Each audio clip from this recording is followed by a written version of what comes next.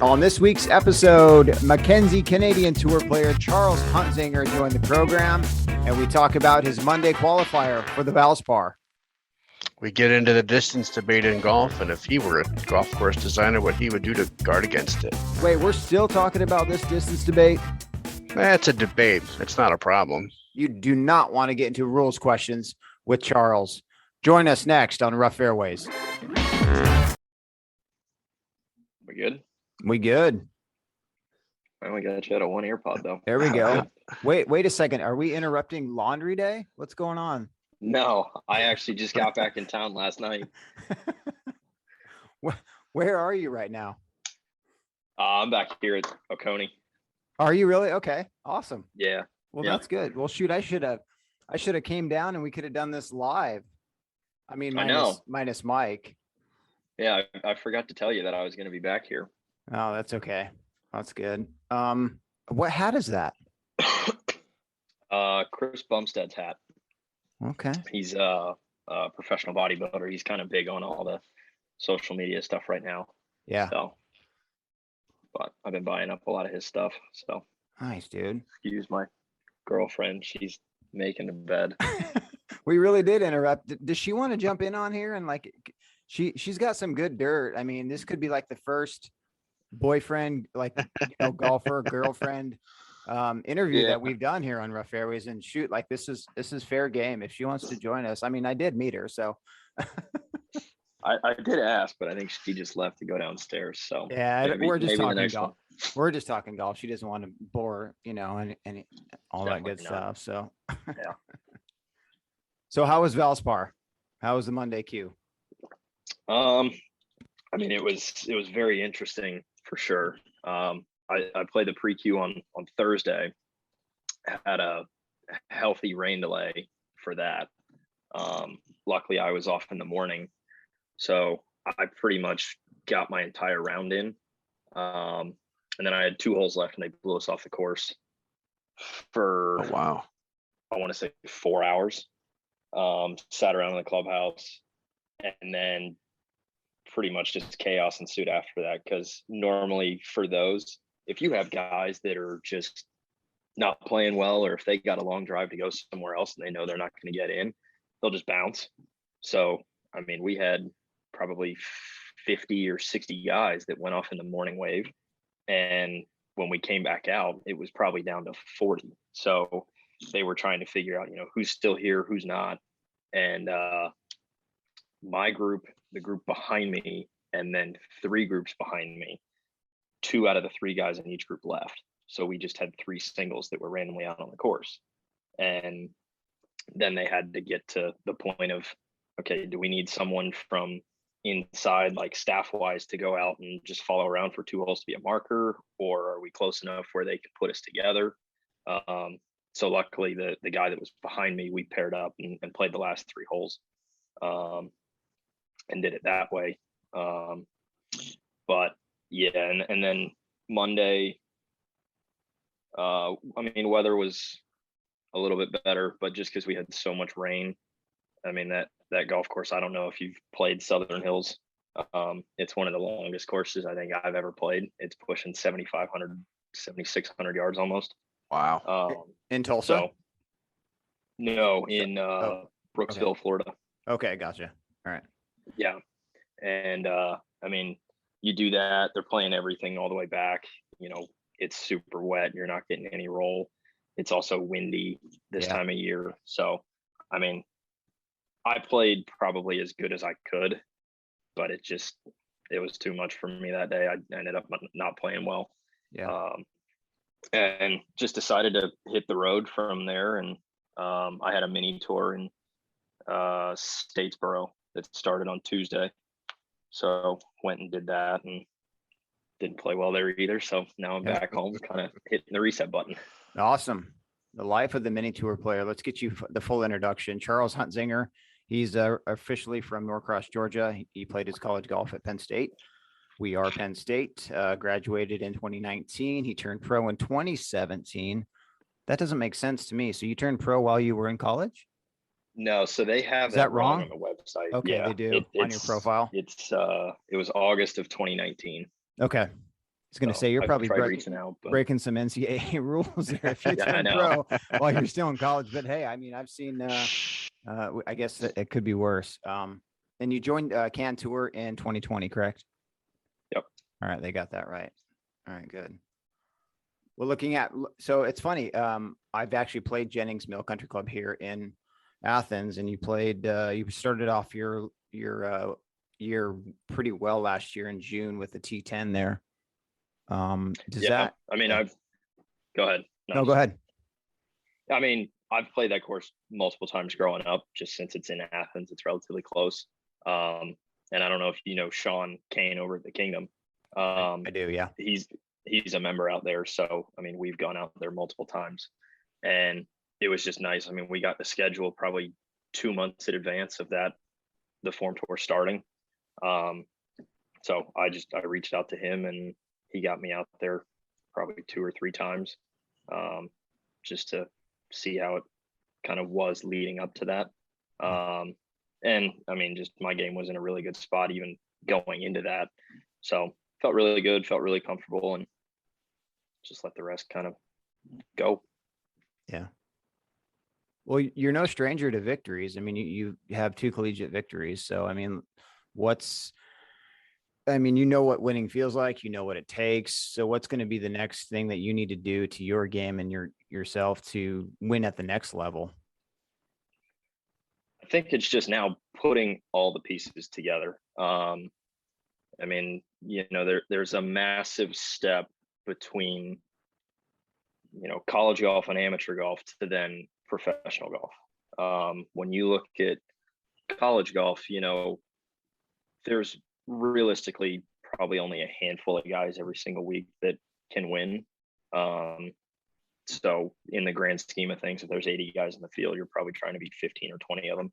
It's just the top guys mostly on every team. But I mean, now everybody's the same, and it doesn't matter, what course you're at, what the conditions are. Everyone knows how to play and play the game the right way. And so at this point now, it's anybody's week. And it's putting everything together for 3 or 4 days, and getting it across the finish line, which I've put myself in multiple situations in the last, 5 or 6 events that I played in, and just not gotten it done. Some of it was, me not playing well and closing it out, but other times I just got beat. And if that's the case, there's not really much you can do other than look back and say, all right, it was a good week, but someone just played better than me. What do you notice is the biggest difference as you go from playing college golf to progressing your way? Is it putting? Is it just consistency, mental game? What's your biggest thing you notice? Yeah, I think it's just kind of the cliche. It's the 6 inches between your ears. Yeah. I mean, I don't think there's one thing necessarily that kind of sticks out in someone's golf game that puts them miles ahead of someone else. We're all pretty long for the most part, and we're all hitting really good iron shots and giving ourselves lots of birdie putts. I think it just comes down to who's got the right mindset each and every day, and especially kind of in the closing stages of those tournaments. Is that mentality thing? Is that more of a course management thing? Is it just, not letting things affect them? Yeah, I mean, I think it's kind of everywhere. Course management's obviously a big thing, trying to minimize your mistakes. But it's just kind of self-belief, self-confidence, knowing that, today can be your day, any day of the week, and just going out and doing everything you can to put that one good round together. It's true. Like, you guys are all really, really good. Like, we've said this before, you can go to a range at a professional tour event, doesn't matter what level it is. You can close your eyes and, Tiger Woods could be up there hitting golf balls, and then you could be right next to Tiger, and you're both going to sound the same.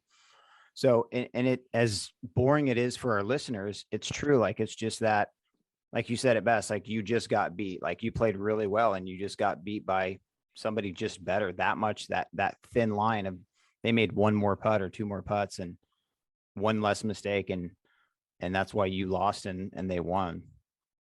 Yeah. I mean, that's pretty much the best way you can put it. I mean, I played in a mini tour event down in Daytona, about 3 weeks ago, and played really well the second day, got into the final group and made the turn.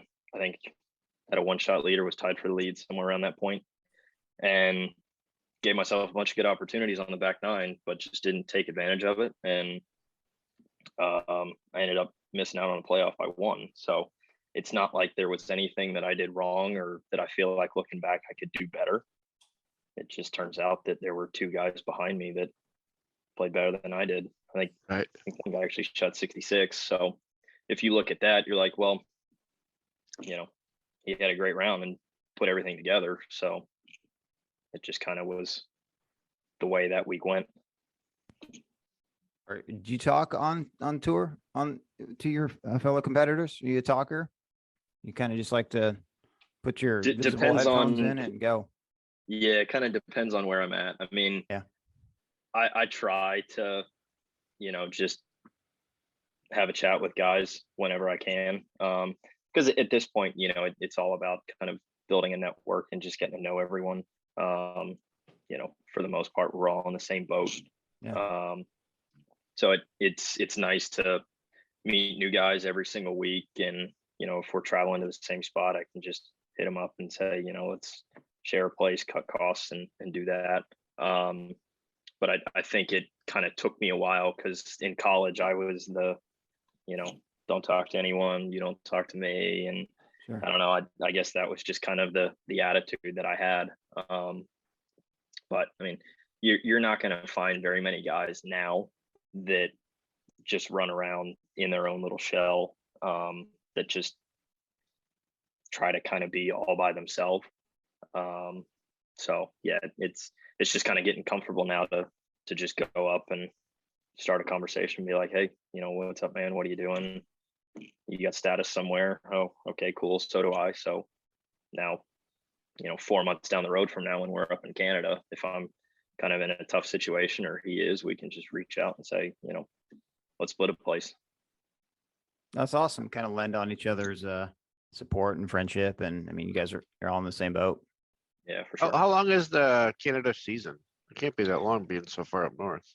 Yeah, it's probably 3.5 months start to finish. We got the schedule. We're starting first week of June, running second week of September. So yeah, I think it's it's not long. 15, 16 weeks roughly. What's the graduation from PGA Tour Canada? Is it Latin America or is it Corn Ferry? Yeah, Corn Ferry. Corn Ferry. Latin and Canada are basically the same kind of tier. And you're full status on Can Tour, right? Yep. Thanks to Form Tour last year. That's good. So how do people pick between Latin and Can? I think it's just personal preference. Gotcha. Maybe location has something to do with it. Just talking with a couple guys. I have some teammates that have Latin status. I have some teammates that, have had Canada status. And yeah, I think at the end of the day, it just comes down to personal preference. Realistically, you're playing the same amount of weeks. It's just a different point of the year. Right. Canada's in the summer and Latin is, I think, December to like May or June with kind of a pretty hefty break in between. So yeah, I think that's kind of all it is. Gotcha. Did you always want to be a pro golfer? Like, what were you as a kid? What kind of sports did you play as a kid? I mean, I played pretty much everything. Yeah. But it was just kind of those things that went in waves. I played baseball for, I don't know, 6 or 7 years.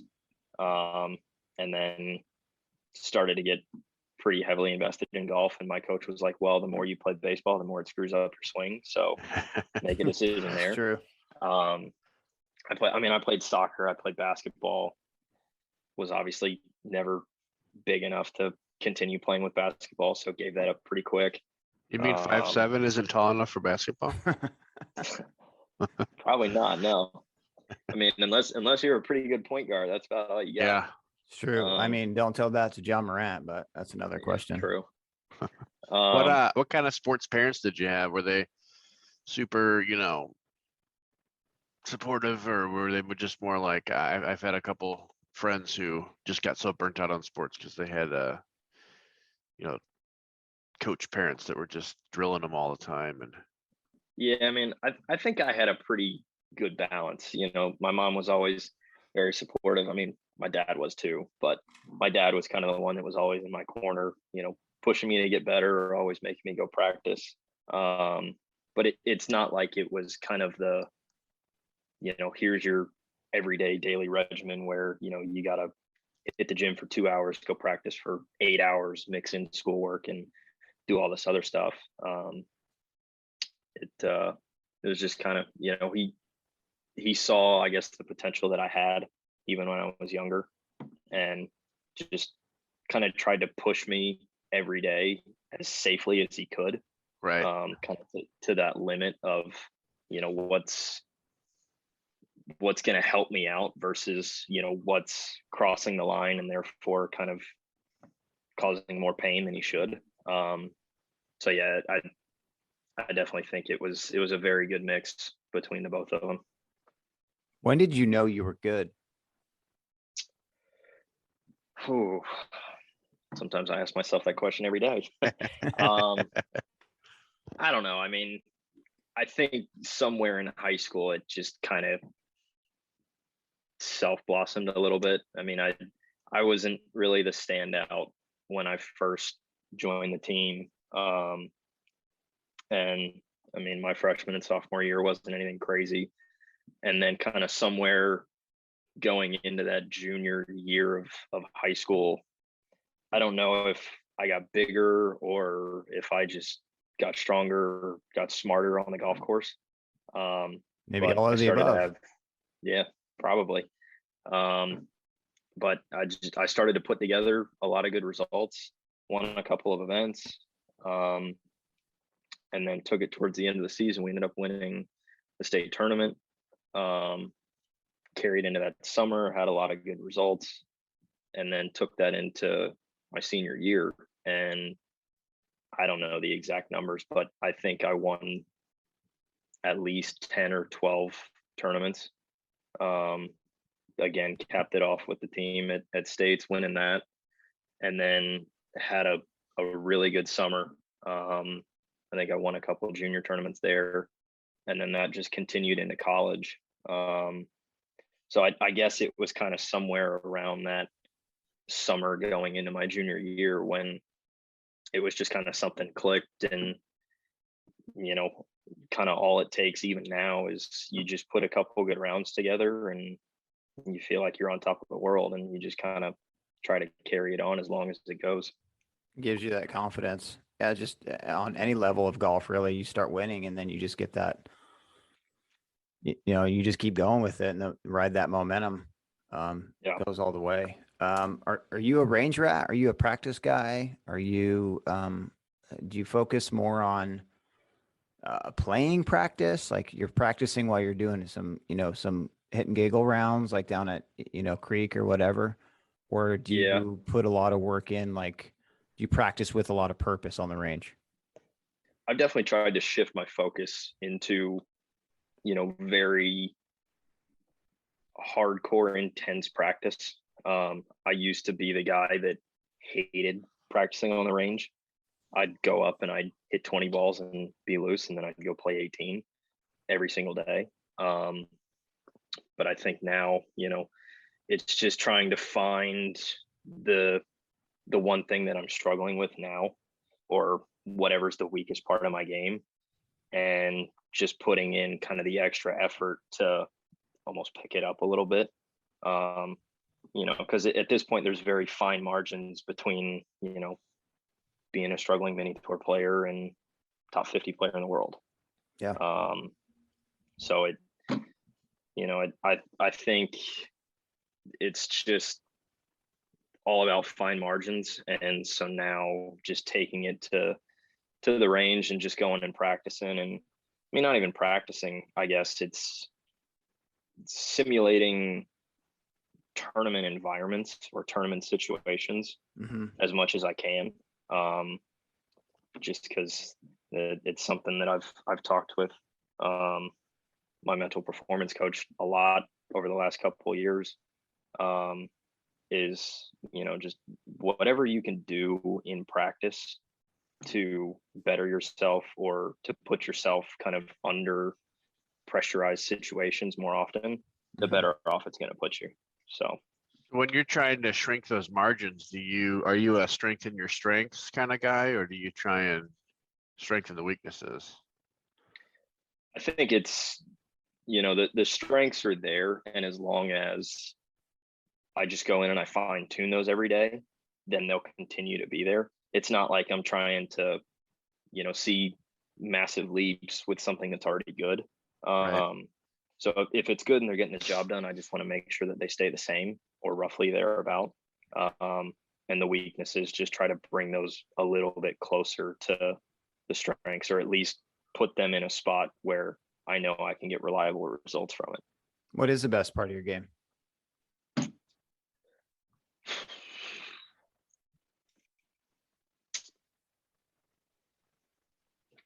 I mean, in terms of actual probably performance, I'd probably have to put that, like my short irons. In terms of just overall everything, just my course management, my mentality on the course has gotten so much better since even I just got out of college. Yeah. I think, it goes back to the conversation of what's the difference between college and professional players is, I mean, my first 3 tournaments out of school, I played the State Open, and I had my first 2 rounds, or I guess 3 rounds of Korn Ferry Q School. And State Open, I mean, I pretty much slopped it around for 4 rounds, and came in 20th. And, I didn't really think there was anything kind of to it. And then got into Q School, breezed through pre-Q, played really well at first stage. And then I got the second stage, and that was kind of the almost awakening point. I had a good first day, and this was down at Plantation Preserve in Fort Lauderdale. And the second and third round, we were supposed to have some pretty rough weather. And just from the experience of playing in bad weather in college, I kind of went into both of those rounds saying, if you shoot even par for 36 holes, if anything, you're probably going to move up the leaderboard. And it was the exact opposite. I think for all of the second round, and then my first 9 holes, the third round, I was 3 over, and I went from being 1 outside the cut line to 9 off the cut line. And I think that was kind of the biggest thing where, it goes back to you're playing against 20 guys instead of the whole field. Every single person, they're not scared of weather. They're not scared of bad conditions or whatever the course is going to throw at them that day. They're just going to go out, they're going to play golf, and whatever the end result is what it's going to be. And that's kind of been the biggest takeaway so far, is the only thing that you can really control is yourself. There's no chance you're going to be able to control all other 140 guys that are in the field. Right. And I think that there was a quote from Blake Palmer. He came up to me and Sean on the putting green one day during a lesson, and we just were kind of talking. This was like my second year out as a pro, and he was just asking me, how are things going and how's Canada and stuff like that. And as he was walking away, he goes, the only thing that really matters, or the only thing that separates you from the next guy, is you being able to go out and just do your job. And as soon as you deviate from what you're supposed to be doing on a daily basis, whether that's going out and practicing for however many hours you need to, or going to the gym, or if it's in a tournament round and you have a sketchy pin on, the 14th hole, and you shouldn't go after it, but you end up going for it, and you make a bogey or double or whatever, the only thing you're doing is making the job for the guy that's right next to you on the leaderboard that much easier. Right. And so that's pretty much just kind of stuck with me ever since, where whatever I have to do every single day, that's up to me, and I'm the only one that can control that. So just go out, stick to everything that I've put together, my whole process, my plan, and just execute it. And if it's my day, it's my day. If it's not, it's not. But it's not like I went out and I beat myself up and kind of gave it to someone else. Besides your family and your caddy and all your coaches and everybody that around supports you, the way you just kind of described all of that and what your coach said, I mean, it just goes to show you how lonely golf can be as a profession. I mean, it's you versus you on the golf course. Obviously you are competing against other players, but that's a great mentality to have. If you go out and do your job, you can't change how the other guys are going to play. You can only do what you do, but yeah, you'll always lose to yourself. You'll always lose to yourself first before you lose to everybody else. Right. Yeah.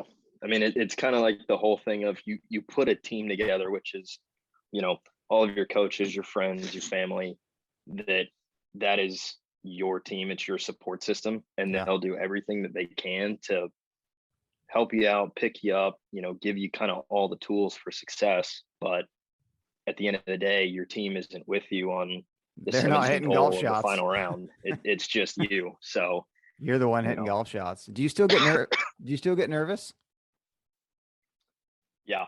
Good. I mean, that's good. That means you care. I mean, if you get nervous, then what the hell are we doing here? Yeah, it's it's kind of funny. I keep thinking about it, and there aren't really the nerves that I used to have, like when I was a kid. Mm-hmm. I mean, I used to get so wrapped up even before I got to the golf course. I mean, there were times where, we'd be like 30 minutes away and I just get the worst stomach ache because I'd just be like hyping myself up, and, I'd just be so in my head. You ever puke before a round? Oh yeah. Awesome. All the time when I was younger. But I mean, now it's like, it just kind of goes back to it. You got a job to do and you've prepared the best that you can, and now just go do it. And I find that at least the first two rounds, there's nothing really that gets me kind of flustered or I guess nervous to say. Yeah. It's now because I've played so many tournaments where, you just get off the good starts and you're like, okay, we're doing what we came here to do. Now it's getting more and more comfortable kind of the last day being in the lead or close to the lead. And then capitalizing on that, getting the job done, which that's been the hardest thing to overcome because I went through kind of a pretty rough stretch in college, especially in my last 2 years.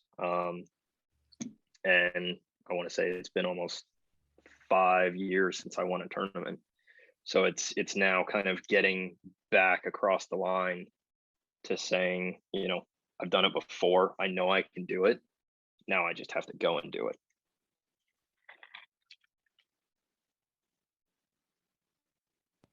What's the last shot that gave you nightmares?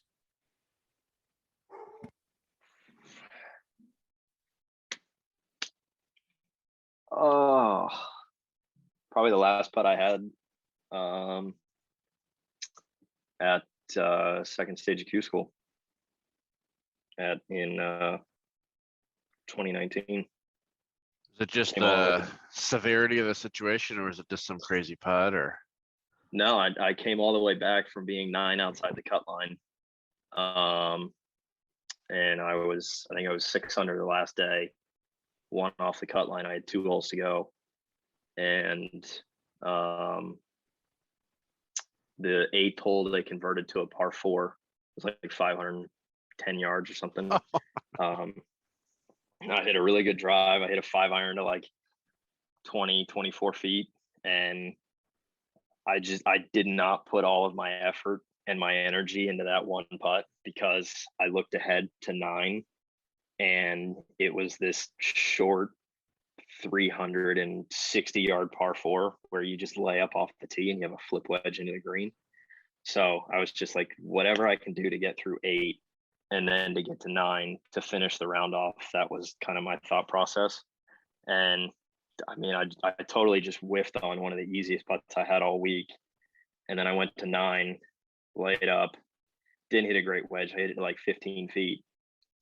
And I ended up leaving that putt like 4 or 5 inches short, dead center, to get my Korn Ferry card, or at least to get to final stage, which meant at least guaranteed conditional status. So yeah, that I've thought about that for a long time, and from time to time I still do. But it was kind of one of those things though, where if that goes in, I don't know what happens with, you know, what the last 2 years have been. But what I took away from it was, don't take a moment for granted or a situation for granted ever again. And 3 months later, I went out, was put basically in the same situation at Canada Q School, and ended up getting my card by 1, because I made like a 45-footer on 17. And then just been kind of riding that ever since, with not being able to actually kind of utilize it since we haven't been able to go to Canada. Yeah. How has COVID affected, you know, all the different aspects of what you're trying to do? I mean, in terms of being able to play golf, it hasn't really done much, because they got over kind of that within the first couple months.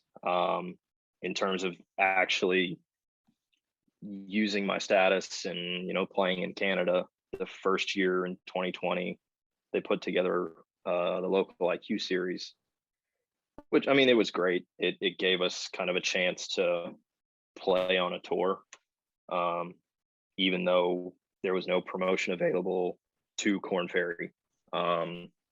They just kind of put it all together. They said, we'll try to get some sponsors. And I think at the end of the year, the top 3 guys got a sponsor's exemption into a tour event. So that was kind of the extent of that. And then last year, there was a bunch of news and rumors that we were going to be able to go back up, and that fell through. I mean, it couldn't have been a couple months before we were supposed to go.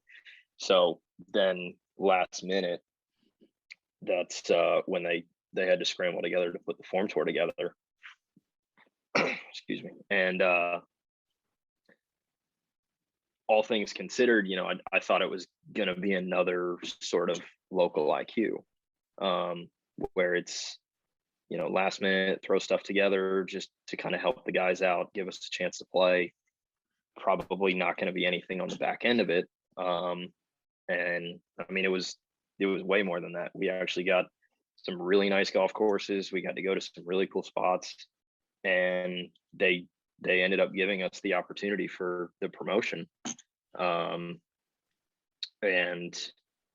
you know, I try to just kind of take that situation as best as I could and just say, look, you know, this is your first full season, technically full season, playing on a tour, traveling. So take whatever experiences you can from that.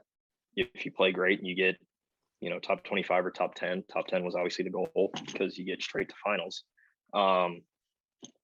But just getting as much experience from it, learning kind of the inner workings of travel, you know, a full season on a tour, and just kind of all of those dynamics put together. That was kind of just the main goal for what was to then become this year, which is now the full Mackenzie Tour season, assuming nothing falls Yeah, there- through in the next. I gotta imagine there's a months. lot of back end management of your time. I mean, it's not just going to play golf. There's a schedule. I mean, with mini tour golf too, they give you 3 rounds, and most guys, you just show up a day early for your practice round. And with Form Tour, it was kind of the same thing. It was, we had 4-round tournaments, but they weren't giving us the course for the entire week. But also with mini tours, unless if you're kind of bouncing around back and forth between different ones, the main one that I stick to is the G Pro Tour. And Gary, who runs it, he normally doesn't put events on back-to-back weeks. Very rarely does he do that. He tries to follow the Monday schedule for the Corn Ferry, but he'll have an event kind of like every other week. Right. And so with Form Tour, it was kind of the same situation. We have a 4-round tournament, but 1 practice round day. You could show up early and, call for a tee time and get there 2 or 3 days early, whatever you wanted to do. But it was now kind of the first time where multiple times through the season, we had back-to-back events. And so it was then figuring out kind of a plan for how to approach practice, how to approach kind of the setup of my week leading into the tournament, so that, come the first round, if I had 2 or 3 days of full practice, I wasn't just gassed already by the time I got to the first tee. And Right. especially then going into the second week, well, if you made the cut, you just had to grind out 4 rounds. Now you have to then travel to the next city, rest as much as you can, and then immediately get after it the very next day, because now you got to learn an entirely new golf course.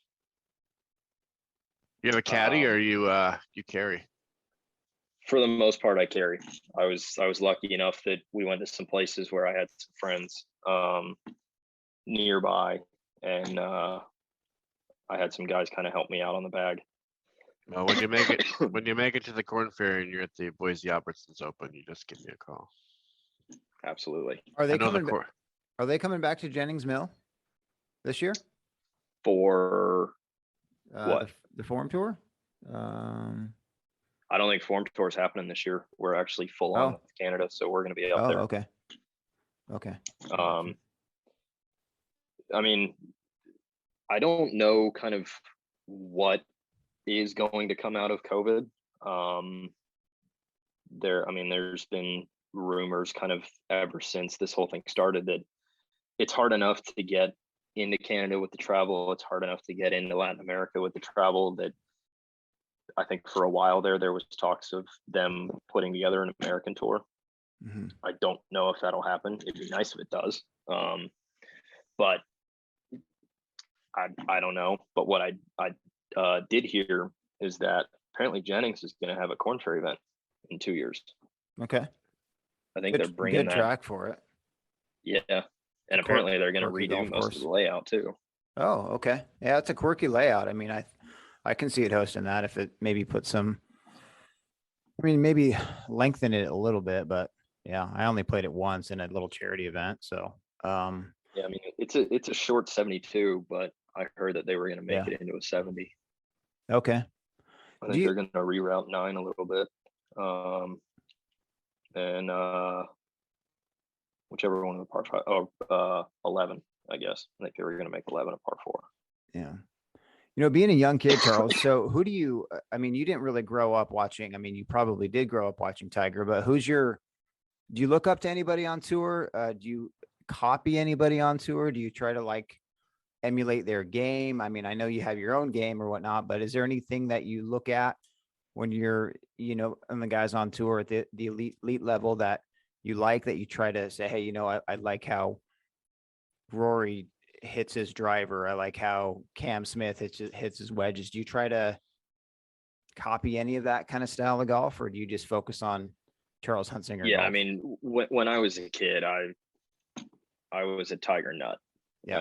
Anything Tiger did, I wanted to be just like him. You were born when he won the Masters. Yeah. Oh, by the way, happy birthday, belated happy birthday yesterday. Thank you. Did they get that right? They did. Okay. They got that right. All right. Arch babies. Yeah, but no, I mean, I was all Tiger pretty much until I got to college, and then when I got to college, because I mean, I was head to toe wearing, you know, the Tiger polos and the Sure. Tiger Woods Nike pants and the Tiger hat and Tiger shoes. I mean, it was everything head to toe. I love Hey, at it. least And you were obviously- later Tiger years. If you would have done that when we were younger, you would have had the big old single pleat poofy pants Tiger I pants. know it. so- I remember and the watching that massive 90. baggy shirts that almost came down to Yep. your wrist. They Yeah. really did. Those old videos are so Um, funny. But yeah, I mean, that was pretty much kind of growing up. It was just all Tiger. But I mean, kind of now, I actually surprisingly I look a lot at Morikawa. Okay. I That's just not a kind of like bad, how That's not a not a bad bad guy to guy. emulate. yeah, I mean, I like how he operates on the golf course. He's very methodical, which is what I try to be. He's not the longest guy out there, so I mean, he's not trying to cut a lot of corners and do kind of flashy stuff. Right. It's just he sticks to what he does best, and he's very repetitive. that guy will have a closer proximity with a 5-iron than I would with a lob wedge. Find that game. So let's do some quick hitters here, Charles. Let's get away from kind of like the I mean, not golf and everything, but what do you who would play you in a movie? Ooh. Oh,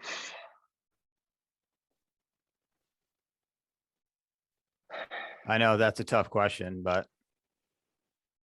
probably Jonah Hill, you younger go. Jonah Hill.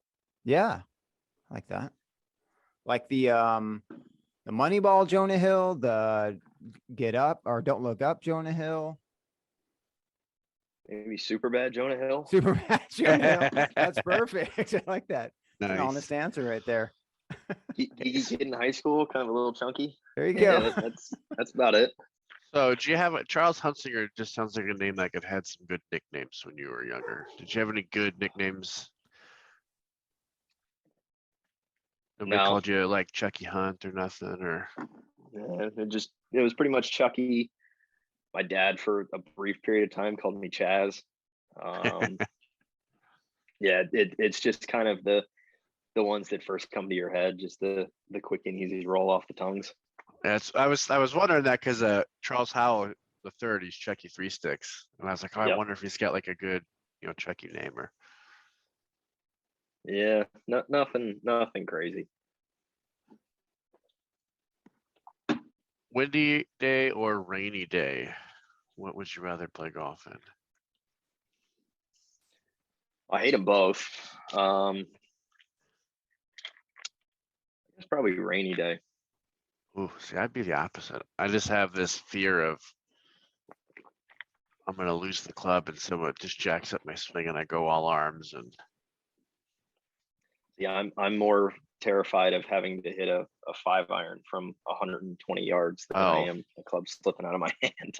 like Friday at the Players. Yeah, Who was that? I saw Keegan Bradley said he hit a 9-iron from 208 and a 9-iron from like 80 yards. yep. That's just crazy. Sorry, I had to Uh, shut up my dog. Oh, mine's not doing much better in the background. He's attacking the cat. You a fade or a draw player? Fade. I actually was a draw player, but now I've transitioned to the trusty fade. Did you purposely do that? Change it? Yeah, so when I changed coaches, and Sean is very big on biomechanics. Yeah. And he took one look at my swing and was like, dude, you're all over the map right now with your numbers. So we just kind of deconstructed everything and took a hard look at it. And I mean, the first 6-7 months I was with him, I kind of was regretting switching, but looking back on it definitely no complaints. So You can talk to a fade. yep.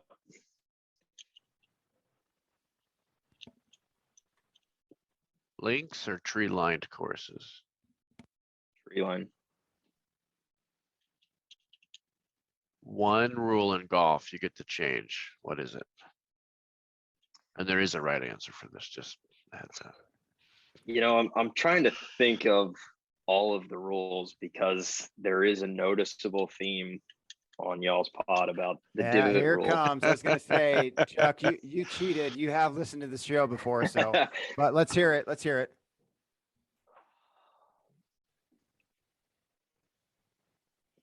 And let's be fair, there's plenty of rules that are reasonable to change. Yeah. I mean, You can I say guess in divots the in a grand scheme of fairway. things, yeah, I think I probably just have to stick with that because, I mean, most of the rules are very, cut and dry. But it's that one would be nice. But again, at the end of the day, it's just there's so many kind of variables that go in with that, where it's kind of hard to make the distinction. I'll tell you, one Um, person who would like that rule changed is Paul Casey. Oh, But continue. Casey. Yeah, that was brutal. Brutal. Yeah, I just don't But understand. so, I mean, but here's the thing though, Yeah. is are you classifying that as a divot? Yeah, Probably not, 'cause it's or a pitch mark. dimple, right? Because it was a ball dimple, like a ball I impression. think, yeah, I think it was a pitch mark. Yeah. I mean, they would have to certainly I- define it, but the I don't- USGA likes I to think get that's wordy. overcomplicating it. I don't think you need to do that. Just play preferred lies in the fairway. Okay, so preferred lies. I mean, Winner I rules. don't understand why there should be any level. I mean, if we both hit drives in the middle of the fairway and you got a great lie, and I have a questionable lie, the best I can do is improve it to the lie you have next to me. So it's not like I'm getting a better than you lie. So trying to argue between what's a dimple, what's a divot, what's a, if you're supposed to be in the fairway, somebody else's damage. I mean, because you get relief for your own. If you embed your ball from your own shot, you get relief from that. But you don't get relief from someone else's damage to the course. When you get it everywhere else, we rake bunkers, you fix whatever damage is on the green. You get to, you get to lift your ball off the green.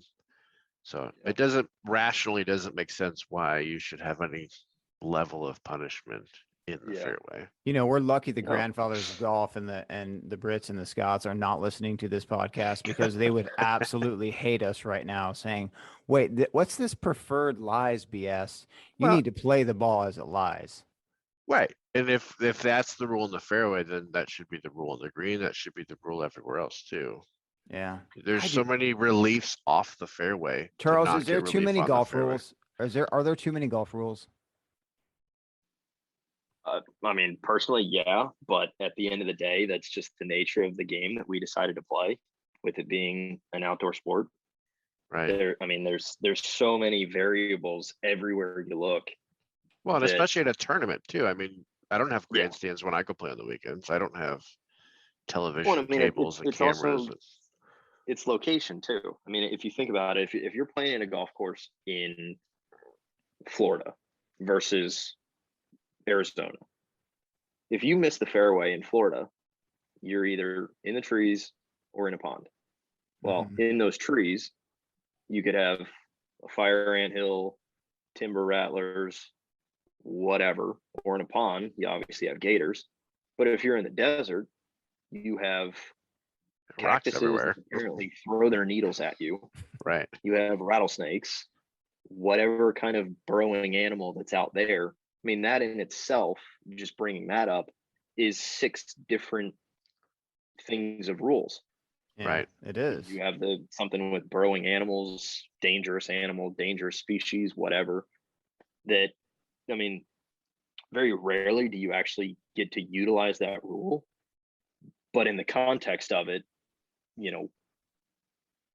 again, there's just so many kind of variables that go in with it, that it's hard to kind of understand, because I was playing with someone, I think last year, where they wanted to get relief from, I think it was an anthill, but with no ants coming out of the hole.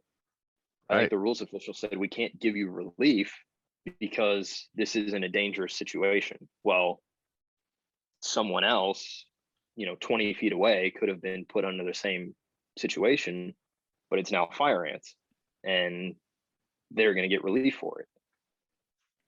So Yeah. I think it's just a lot that sometimes is overcomplicated, but sometimes is obviously there to help. Yeah. And, you know, is it annoying to go in to have to memorize every single rule in the book? Sure. But at the same time, you do see guys on TV every week or every other week find kind of something, that gray area, Yeah. Yeah. that Use they the can rules take to your advantage of advantage. it to their Yeah. benefit. Look at what's his name, Billy Horschel a couple of weeks ago when he went long on Off the back of the approach green on shot, 18. and because he had a kind of a sprinkler head in his proximity, he got to pick out of deep rough and drop on the fringe and made a birdie putt. Yeah, I mean, he went from making a 5 really easily to making a 3. Did Yeah. you guys see that heated exchange between Berger, Damon, Yeah. and Hovland? I think, okay, so that's another one. That's I don't know. this is a great topic. I'm glad we're on it because Yeah. like the line of, I mean, it was completely subjective of who saw what. And I mean, what are your thoughts on that? So I also have a very kind of controversial topic with this. So Okay. in listening to that conversation, We like that controversy rules here. that rules official, from what I understood, left the final decision up to everybody as a group, Yep. Right.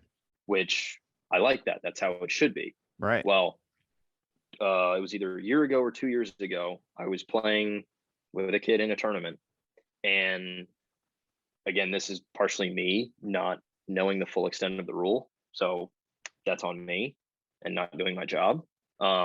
But the rules official came up, and me and the other guy in the group came to a consensus that the ball did not enter the hazard where the guy who hit the shot thought it did.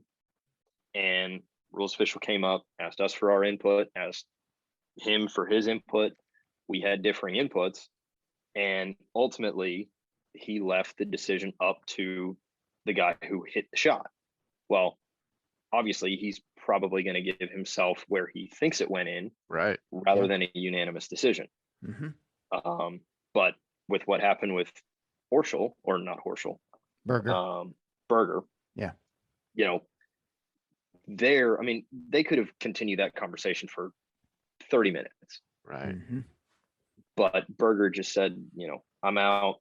I'll do it for y'all. I don't like it, but I'll do it for y'all. So I'm going to drop another 100 yards back where you think I should. So I think that also potentially falls into another gray area where certain rules officials may not even know the full rule or the interpretation of the rule.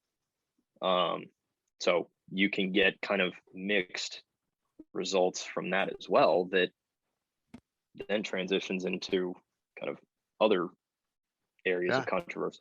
Well, and I think too, specific to the PGA Tour, I mean, they got TrackMans, they got cameras everywhere. Like, there should be scenarios where if like nobody can agree, it's look at the TrackMan, look at the cameras. Look at, I mean, you have other avenues to better get more concrete answers. And you would think, because they have, you know, like you said, all of this technology, cameras, you know, you can 3D pinpoint something on Google Maps to an Right. exact location, use the shot trail on TrackMan to, you know, drop a pin on where it went in. I mean, obviously that's a lot more into the technology than they probably have now, but it's not kind of out of the realm of possibilities for what it could be in a year or 2 or 3. But yeah, it's I mean, I think Hovland even went up and said, you know, pull it up on video or pull it up on camera, or whatever, because y'all have the shot. Mm-hmm. But I don't think Joel Damon made it any better. He like he was almost a little bit of an antagonizer at some points, but you know, we can speculate on what they think, but I don't know if they said that because they might not like Berger. I've heard stories that he's not the most liked guy on tour. I don't know. I'm completely speculating here, but I wonder if it was a different player, they'd be like, oh yeah, sure, we saw it right about here. Why don't you just drop it, whatever, and and let it be. But and I think too, you know, it's also potentially the conversation of just protecting the field. I forget who came out after the round, and someone made the quote of, you know, this is how it is, this is how it should be. It's all about protecting the field. And, you know, in theory, that's how kind of all of the rules are intended to be put together. But again, it's how people interpret them, how they come out, and then you just get kind of this wash almost of differing opinions and Right. in some cases egos that sway it one way or another. Well, the other thing that blows my mind when we talked about all this technology we have, I can't believe there's guys that still get DQ'd for signing an incorrect scorecard. Yeah. Like there's a giant board with numbers on it. How are we? Nobody loses a baseball game because they didn't keep book correctly. I could be wrong when I say this, but I think sometimes, you know, guys on tour that have their full-time caddies, I think they just don't even want to have to deal with it. So they Right. pass the card off to their caddies to keep the score Sure. for them, which I think even more is, you know, it's part of just putting it all together, understanding, you know, what you have to do. But for simply Well- writing down 36 numbers on a card, like Right. you can't do that yourself. Well, and I mean, and I think too, like everybody should keep score, but when you go into the tent, they should be comparing, hey, this is what we got for you, not, Yeah. he's about to sign it wrong. Oh, you're out. Yeah. So, Well, and even the for us committee with, is out to get them. The committee's out to get them. hey, do you think golf has a distance problem? no. Good. And Love it. Love it. Love it. Love it. so,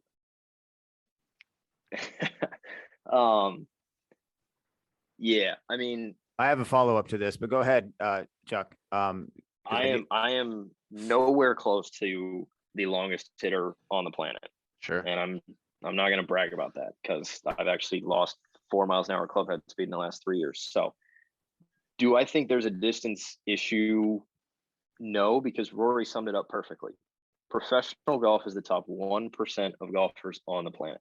Mhm. And when you further kind of look into that at even the longest hitters on the planet, long drive guys, Kyle Berkshire, Jamie Sedlowski, I don't even know who the other names are, but they're trying to transition out of that to play golf. Right. Well, Sedlowski's had Canada status, I think, or maybe he's just had a lot of sponsors exemptions for 4 or 5 years. I mean, he's put some good rounds together, but it's not consistent.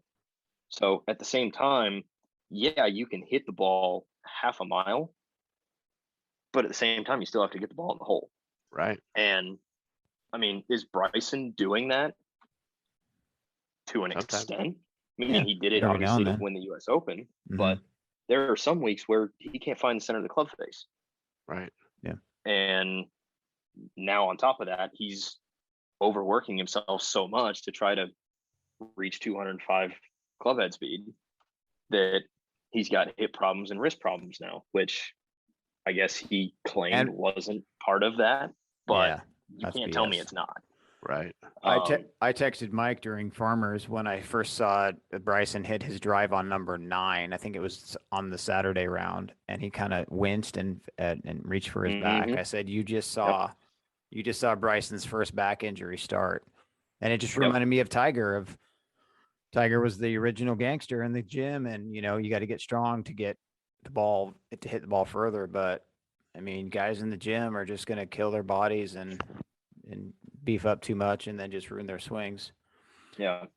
So But I mean, going back to what even Rory said,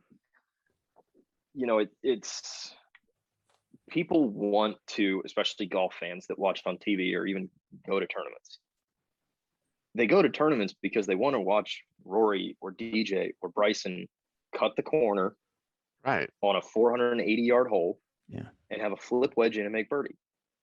Right. That's I mean, why they go to these events. And that's every sport. I watch baseball for someone to hit a 500-foot home run. I watch, football for a 65-yard field goal. Like you watch for the big plays, you watch for the monster Yeah. dunks. You don't, and any complaints about golf and its distance problem. I mean, it's fitness related. We have guys that are cut at a level that, I mean, you watch anything from the 90s and those guys look like they just came from the bar. Well, and I think here's the other thing too, is this could be wrong and incorrect, but I'm pretty sure I read somewhere that back in like one of the 1960 or 1970 Masters, Jack hit a drive on one hole with Persimmon Woods that went like 330 yards. Right. And even now, you're going to find guys that can't hit a drive on any one of those holes 330 yards. Right. So there are some guys that are just freaks that can hit the ball a long ways, regardless of what equipment you're going to put in their hands. Well, and that's the other thing too. Like everybody, they complain about the 10 guys that are just roasting it down the fairway. But unless your solution is to change what the course looks like at 330 yards, I see where you're going here, Mike. anything it. equipment wise just makes Webb Simpson hit it even shorter. He's already only hitting a 280, So Well, unless you're going to and say with if you everyone- swing over 110 miles an hour, you got to use this, Yeah. And on top of that, you talk about changing the golf course at 330 yards. Well, there are only 15 guys that can hit it that far on tour right now, according Right. to averages. So if you're going to change the golf course to more so inhibit their performance, guess what? I only hit it 290. Go Yeah. ahead. Right. Because there is Yeah. nothing All in for the it. fairway that is going to be in my way now.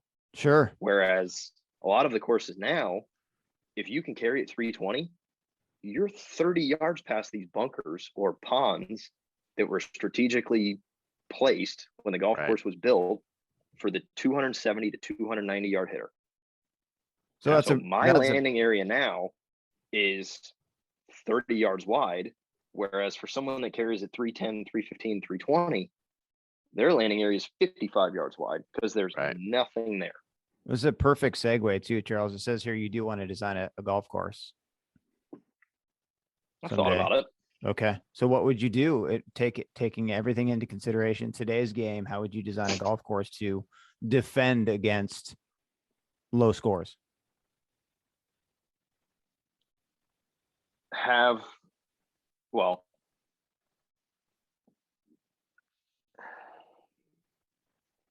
I think one of the big issues for distance, though, is when you look at a golf course that's set up for a tour event. I lived at Sugarloaf my entire life. They used to have the Valspar Classic there, and they stopped in 2008, 2009. Now they have the Champions Tour event there. But back in the early 2000s, that was when they had Bermuda fairways, bent greens. And the tournament was always played, I think, the week before the Masters, because that was the last tune-up for the guys to come in, play on similar conditions, and then go to Augusta. Well, in doing that, because they had to get the golf course ready, they overseeded everything. Fairways, rough, around the greens. I don't think they did the greens because I think the greens were fine. But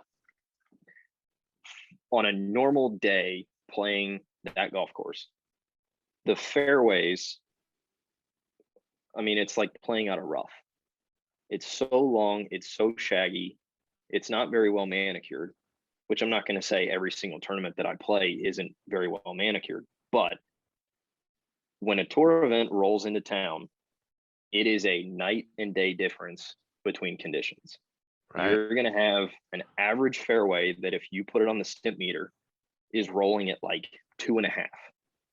Well, when they come in 10 days before, that 2.5 progressively every single day gets to about a 7. And when you're playing on fairways that are cut that thin, they stop watering it to a pretty decent extent.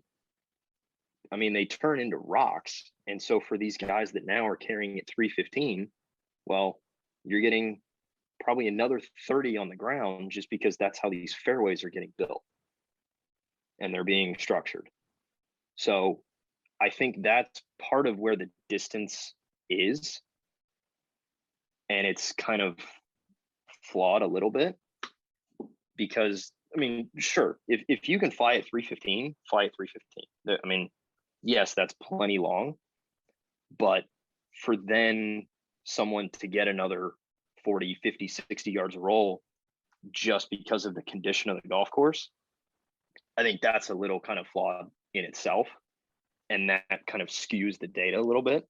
Right. But, you know, when you talk about kind of course setup, like they tried to do it, Winged Foot, I mean, how wide were most of those fairways?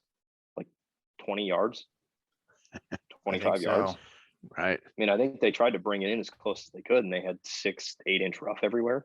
Yeah. Well, I mean, if that's the case, I mean, Bryson shows that that's still not everything, because you can go out and shoot 6 under par Right. because you hit it a long ways. Right. So it would have to be something where it's normal conditions that don't kind of favor anyone. The longer hitters are still going to hit it the furthest. It's just how it works. Someone that flies at 315 is going to hit it farther than someone that carries at 295. But all of a sudden, you can't have kind of positions on the golf course that just because you can fly at 310, all of a sudden now you're going to get another 40, 50 yards of roll versus this guy that carries at 295 and they're going to get 5 yards of roll out of it. Right. So for me, it would almost be, which, yeah, you can look at it the other way and say, oh, well, that's part of the design. You're supposed to hit it this far and you get rewarded for it. Okay, whatever. Sure, you can have 1 or 2 holes that are like that, but it shouldn't be every single golf hole. So it's one of those where just have regular setup, but narrow the fairways and have consistent lengths of rough cuts. It doesn't mean as soon as you miss the fairway, it's all of a sudden 8 inch rough, because that's a little unfair. Right. But if you stagger it, then okay, if you're going to miss big because you're trying to go for the home run ball, then you should get penalized for it. I think the rough should be as long as it needs to be for, if you drive your ball into it, it should be a 1-stroke penalty where you're like, you know, kind of chipping out and playing for a hard par. Yeah. I also think, you know, position of bunkers and bunker style. Mm-hmm. You know, if you have these flat bunkers that have no kind of contouring and they have no lips on them, that does nothing. Well, these guys are all good enough that they can hit out anything. Yeah, I was say, how many situations do you even hear the announcers on TV like, "Oh, his bailout is the bunker"? I'm like, I wish my bailouts were bunkers. Yeah, but then it's like they go over to the UK and they play the Scottish Open and they play the British Open, and the only thing that you hear about all week long is the bunkers. There's no rough on those golf courses, Right? Very little. Sure, they have hay, but those are way off the mark. And the only thing that they talk about all week is the bunkers. Well, why is that? Because they're 5 yards long and you have about an 8-foot face on them. Right. That the only thing you can do is hit it 30 yards at a 45-degree angle back into the fairway. So it's kind of doing a segue to Americanize it, where, okay, the very bottom of the bunker, you can have long 30, 40, 50-yard bunkers, sure, but actually get a piece of equipment that can dig a hole into the ground, right, and create some uneven lies, which is what a lot of American golf is. You know, you're playing on hills and uphill, downhill, side hill lies. We'll put that into a bunker too, and put a 5 or a 6 or a 7-foot lip on it. Create some challenge. Get the guys that design mini golf courses and put volcanoes up. Yeah. So get those guys. Those guys are diabolical. I don't think people appreciate the placement of a good tree either. But a good that as well. Get them visualized. You probably didn't hear the I think it's the No Laying Up podcast. They were talking about a recap of the players, and one of their questions was, is 17 a good golf hole? Sure. And if you don't think it is, what would you do to change it? Yeah. And the one guy was 100% being sarcastic, but he was like, you should just make a volcano green. I love it. The center of the green be like this little 10-foot circle that dips down, and then everything else like falls away, and then it flattens out at the edge of the green. Because they were talking about, I think, the slope in the middle of it, right, where I guess the second day was the windy day. I didn't watch any of it, but guys were just ripping it off the front. And they're like, well, because you can rip it off the front of the green from 140 yards, does that mean it's a bad golf hole? No, it's, I think, more player error than Yeah, means you need to hit Designer. a little flat 9-iron and not rip a sandwich. I think Justin Thomas hit 6-iron into 135 on the day Yeah. that it was super Yeah. windy. I mean, That and was he, when and he I think he Penn made was- par every day, or a Penn birdie was actually. Penn was back middle on the windiest day, and it was crazy to see guys. I think someone thought it was a good idea to hit pitching wedge. I'm pretty sure someone ended up hitting pitching wedge. Yeah, that's stupid. And one of my buddies told me about it. He was like, as soon as he pulled that out, I was like, there's no chance. I would Yeah. put $1,000 on that right now. Right. Oh, That ball's man. not going to be on the green. Charles, we've taken up way too much of your time. I do want to leave you with one good question though, from how has golf changed your life? It's taken me to amazing places that, I mean, I don't even think the best has been remotely found yet for me. I mean, I've been out of the country once to Toronto 5 years ago. So hopefully I'll get to expand that international travel by 11 more cities. Right. I mean, it's put me in contact with some amazing people. I've gotten to know so many, or I've gotten to get close with a lot of really good friends. And I mean, it's just kind of something that, you know, there's no bad day almost. You get to go outside and just enjoy kind of something that somebody had a picture of in their head years ago that somehow they managed to carve out 18 holes into this one piece of earth that, you know, as best as you can put it in your head, they're like, how did they put this there, or what was their logic behind this? And you just see so many kind of different architectural masterpieces, if you want to call it that, and just creativity, imagination, which therefore then kind of brings it out in yourself to think about stuff kind of the same way. And I do that by then translating it into just how I play the game. And, you know, you think about it and just, you try to get away from all of kind of the technical thoughts and stuff like that, into then just going back to when you're a kid and you just play golf because you're playing golf. All you're doing is chasing a little white ball around the field, basically.